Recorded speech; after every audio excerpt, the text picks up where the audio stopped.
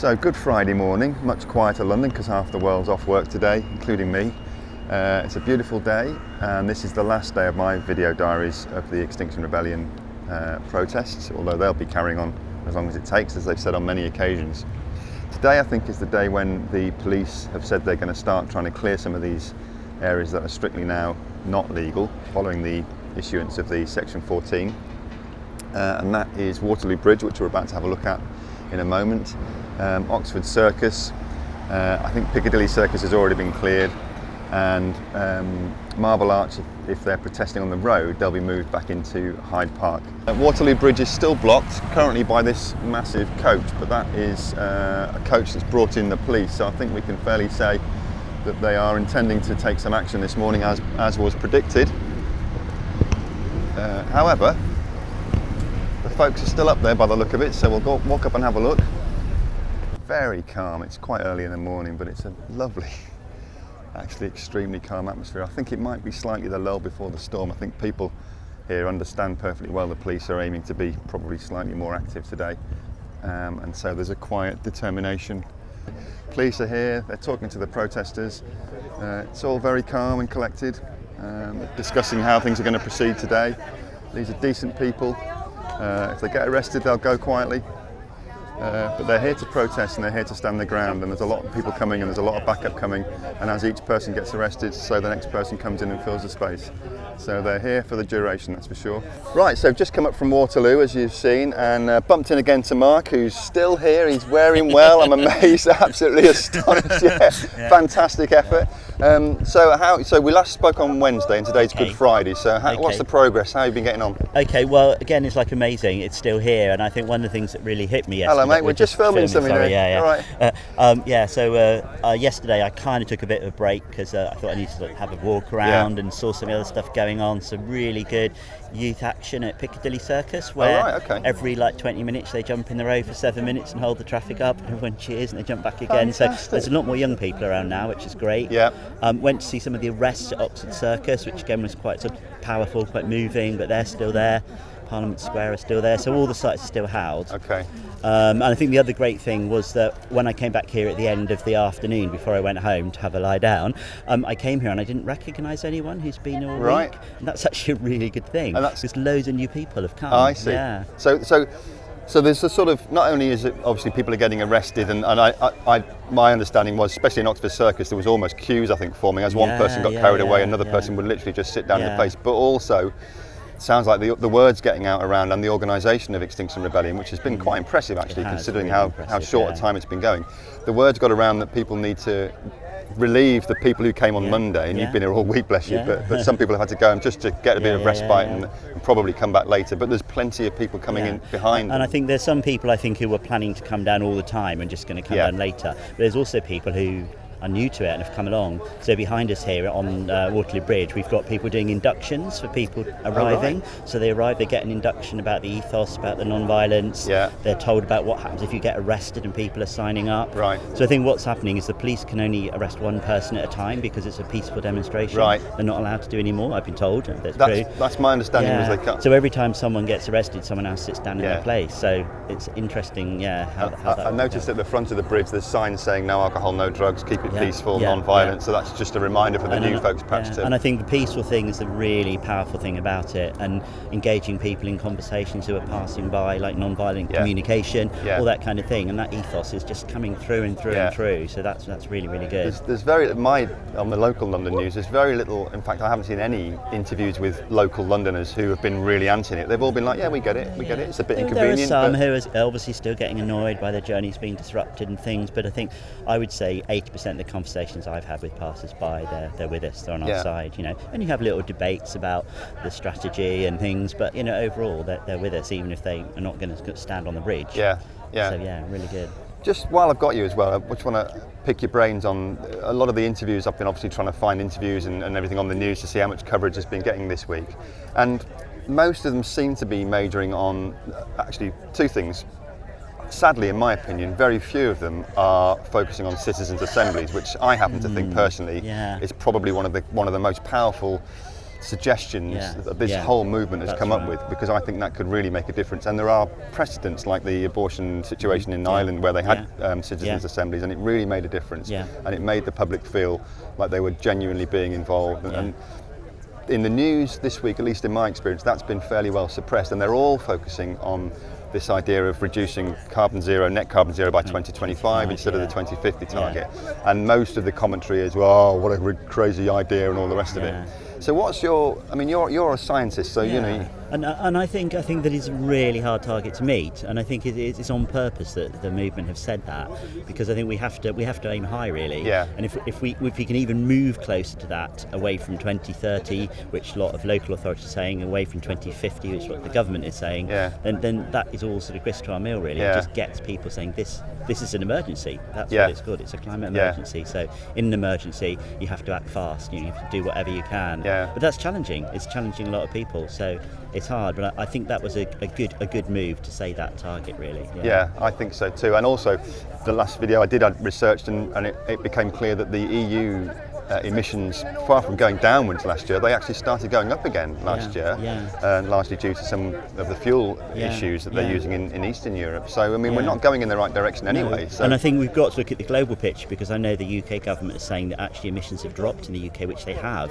We're closing down coal power stations. We are moving towards renewables. There's lots of good things that have happened, but the goalposts have shifted. So now we've got to sort of go even faster and even harder. That's a good point. So I think it's careful with the government. They put a Twitter feed out on the Conservative Twitter this morning, listing all the things they're doing, which is great. But we've got to say, brilliant, and keep pushing them and pushing them. Really, I think that's the next thing.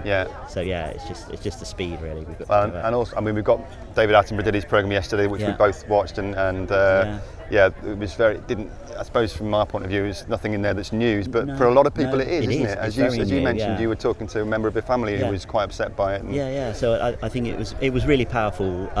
Like you, I think, I knew a lot of that, but it was still powerful, I think, and that went out on primetime television. Absolutely. So I'd be really interested today, talking to people passing by, if they've seen that and what that might mean, what they might feel about that. Really. I think hearing it from someone like him, who is regarded as an establishment figure, to be saying it as starkly as you were saying, it is an emergency, and our societies are under threat. I think some of the footage in there was really powerful. So we'll see. I think that's going to help our cause, really.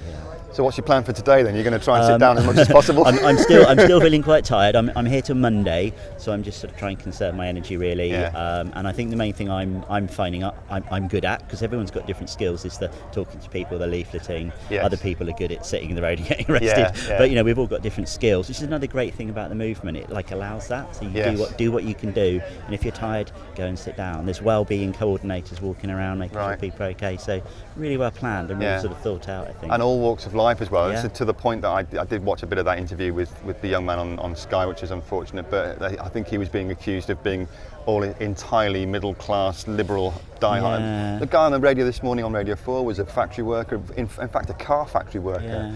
Who'd come down and said that I've got a young daughter and I can't not. In the Guardian, I know it's this morning's or yesterday, but they've got some really good little vignettes from people that they've interviewed from all different backgrounds, which again are quite powerful. So and I think as it goes down, as I hoped, lots more people from more different backgrounds are kind of coming along and joining in. I think so. And I think that my point of view is the climate doesn't care whether you went to Eton or a comprehensive school. You've all got the same problem. You wear or whatever. Precisely, the climate doesn't care. So we've all got the same problem, and we all need to take the same actions to work towards rectifying it. So good. All right. Well, have a good day. Okay, will do. Enjoy Still a little sunny. bit more. Yeah, it's still sunny, which does help. And I'm wandering around all day today, so I'm get back here to get on the train when I go home this evening. So I might wander around and catch you later on and see how you're getting on.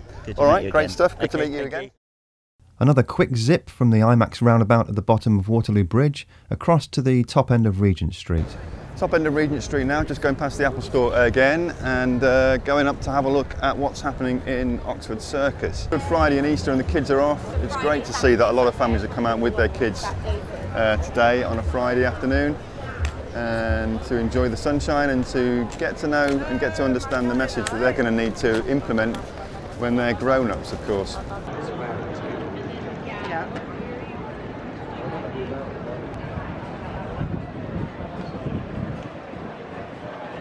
Here's the hardcore folks defending the boat, the pink boat.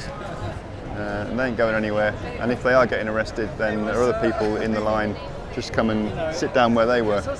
So it's a never-ending job for our friends in the constabulary, who are, I think, handling it very well. So campsite in the middle of Oxford Circus. Tent there with information. They're giving out leaflets to people so people can understand the cause and what these people are protesting about. Apparently they went and did an impromptu protest in the BBC. You can't see it probably, but it's all the way up there, which was a good thing to do. So the great thing about keeping the protest going all the way to Good Friday is, of course, it's not a business day today. Today is all about tourism, people from far and wide coming to look at London as a spectacle and come and walk up and down Oxford Street here to do their shopping and just do the sightseeing. And as they're doing that, they're coming through Oxford Circus. And because this protest is so peaceful and these people are so friendly and so keen to give information out to the general public, because that's the entire point of the whole protest, people are getting leafleted and spoken to by representatives of Extinction Rebellion as they walk by. So the message of the peaceful protest is getting out to the general public, regardless of what the press or the television are trying to portray it as, depending on who they think they're showing their television programs to. These people are telling it how it is to the real people, general public like you and me. Right, I'm here with Janet at Oxford Circus, and Janet's one of the people who are talking to passers-by about what the objectives of Extinction Rebellion are. We're just about to have some music, I think, in the background, but Janet, just very quickly, how's it going? It's going really, really well. I mean, we've got perfect weather, which is quite unusual for April. We should be having showers, and that's one of the reasons why we're giving this information out, because climate change is happening now all over the world. We're seeing the effects of it, and we were told by the IPCC that we've got 12 years to make a difference. So here I am on a day off. I should be working, you know, and well, actually it's Good Friday, isn't it? Hopefully not working. Some people will be though. Yeah, I have taken some time off work. This is my holiday, but it's such an important issue. Yeah. We've got to be here and put And are you finding Londoners receptive, or tourists receptive as you're going by? Yeah, we've had some good conversations, because obviously we're annoying quite a few people because we're causing a bit of disruption, and we do apologise for that. Yeah. But, you know, this is such a big deal. Yeah, absolutely. It's too important not to get in the way. Exactly. Fantastic. So. All right, well, we're about to get Bohemian Rhapsody by the sound of it in the background, so thank you very much for your time. Great to meet you. Good luck with everything today and over the weekend. Very much. All right, cheers. Bye-bye.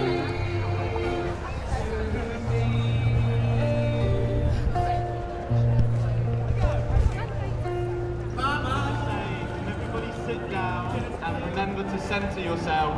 Remember that the police are not your enemy at this moment in time. They've been given orders from up above, and they're just trying to do their job. We are going to try and facilitate this in a peaceful way. If everybody could sit down and calm down, let's just centre yourself. Let's remember why we're here, what we've just been talking about.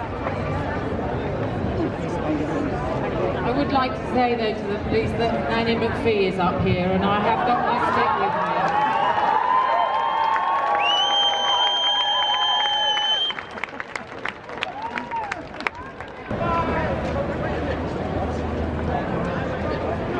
Well, we need to join out there.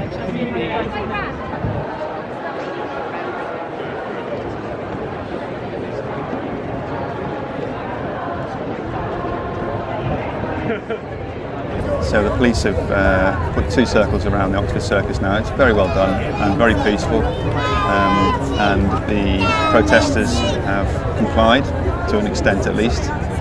So the police have a ring around the circle now and another ring around the boat, so they're able to arrest the people inside the ring, and other people are not able to get inside the ring, which is a problem the police have had all week, which is the people coming to replace those that get arrested.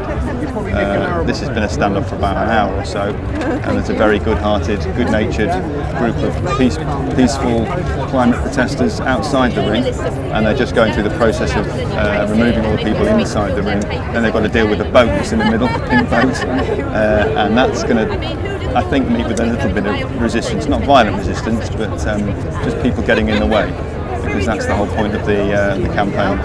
But the police are obviously here to stay, and this situation will carry on. I suspect it will take them pretty much the rest of the day and maybe some of the night to actually clear everybody from this area.